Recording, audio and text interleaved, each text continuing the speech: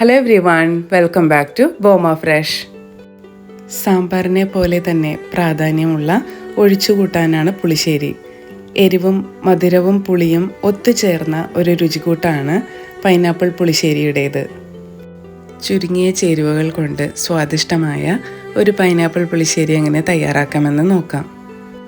നല്ല മധുരമുള്ള ചെറിയ സൈസിലുള്ള ഒരു പൈനാപ്പിളാണ് ഞാനിവിടെ എടുത്തിരിക്കുന്നത്. അതിൻ്റെ കൂഞ്ഞിലെല്ലാം കളഞ്ഞ് കട്ട് ചെയ്ത് വെച്ചിരിക്കുന്നതാണ്. ഇതിൻ്റെ വെയിറ്റ് വരുന്നത് 300 ഗ്രാമാണ്. ഇത് 1.5 കപ്പ് തൈര് വളരെ കുറച്ച് വെള്ളം ചേർത്ത് മിക്സിയിൽ കട്ടയില്ലാതെ അടിച്ചെടുത്തതാണ്.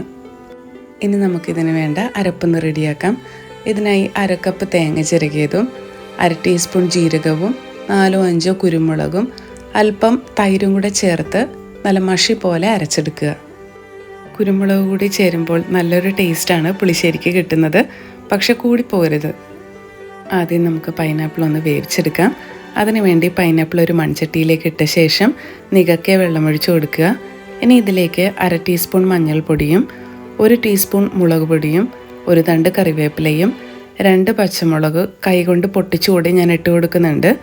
ഇനി ആവശ്യത്തിനുള്ള ഉപ്പും കൂടെ ചേർത്ത് തവി കൊണ്ട് നന്നായി ഇളക്കി കൊടുത്ത് തിളപ്പിക്കാനായി വെക്കണം. നിങ്ങൾ ഉപയോഗിക്കുന്ന പൈനാപ്പിളിന് പുളി കൂടുതലാണെങ്കിൽ ഈ സമയം അല്പം പഞ്ചസാരയോ ശർക്കരയോ ചേർക്കാവുന്നതാണ്. ഞാൻ എടുത്തിരിക്കുന്ന പൈനാപ്പിളിന് നല്ല മധുരമുള്ളതുകൊണ്ട് ഞാനൊന്നും ചേർക്കുന്നില്ല. ഇതിപ്പോൾ വെള്ളമെല്ലാം വറ്റി നല്ല ഡ്രൈ ആയി വന്നിട്ടുണ്ട്. ഈ സമയം തേങ്ങയുടെ അരപ്പ് ചേർത്ത് നന്നായിട്ട് ഇളക്കി കൊടുക്കുക. എക്സ്ട്രാ വെള്ളമൊന്നും ഞാൻ ഇതിലേക്ക് ആഡ് ചെയ്ത് കൊടുക്കുന്നില്ല. അരപ്പ് ചൂടായി നന്നായിട്ട് ആവി കയറി അതിൻ്റെ പച്ചമണം, തേങ്ങയുടെ പച്ചമണം മാറുമ്പോൾ ഫ്ലെയിം ഓഫ് ചെയ്ത ശേഷം അടിച്ച മോര് ചേർത്ത് കൊടുക്കുക.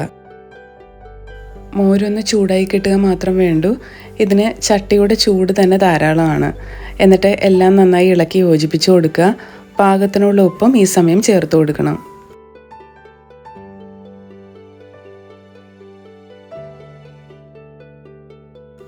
ഇനി നമുക്കിതിലേക്കുള്ള വറവിട്ട് കൊടുക്കാം. അതിനായി ഒരു പാനിൽ 2 ടേബിൾ സ്പൂൺ വെളിച്ചെണ്ണ ചൂടായി വരുമ്പോൾ 1 ടീസ്പൂൺ കടുകും 1/4 ടീസ്പൂൺ ഉലുവയും കൂടെ ചേർത്ത് പൊട്ടിച്ചെടുക്കുക. ഇനി ഫ്ലെയിം ഓഫ് ചെയ്ത ശേഷം 2 തണ്ട് കറിവേപ്പിലയും 4 വറ്റൽമുളകും കൂടെ ചേർത്ത് കൊടുക്കുന്നുണ്ട്. പിന്നെ ഒരു കളറിനായി മാത്രം 1/2 ടീസ്പൂൺ മുളക് പൊടിയും ഇട്ട് കൊടുക്കുക. എന്നിട്ട് നന്നായിട്ട് ഇളക്കി ചേർത്ത് കറിയിലേക്ക് ഒഴിച്ചു കൊടുക്കുക. അങ്ങനെ വളരെ ടേസ്റ്റി ആയിട്ടുള്ള പൈനാപ്പിൾ പുളിശ്ശേരി ഇവിടെ റെഡിയാണ്. ഇത് ട്രൈ ചെയ്ത് നോക്കി തീർച്ചയായും ഫീഡ്ബാക്ക് എല്ലാവരും അറിയിക്കണേ.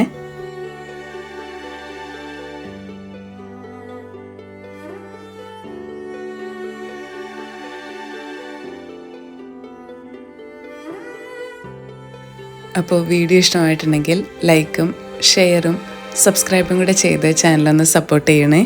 മറ്റൊരു വീഡിയോയിൽ വീണ്ടും കാണാം. Bye bye.